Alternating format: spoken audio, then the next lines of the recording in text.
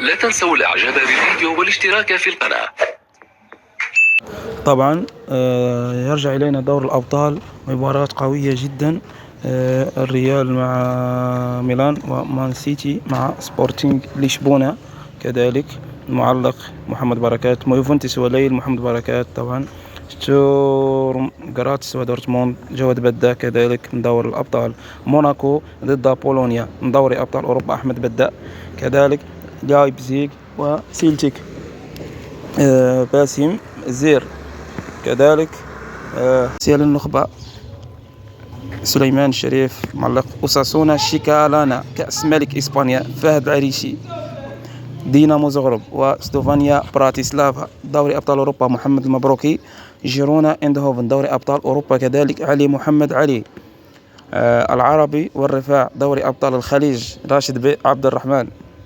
كذلك الشارقة وسباهان أصفهان عبد العزيز زيد دوري أبطال آسيا 2.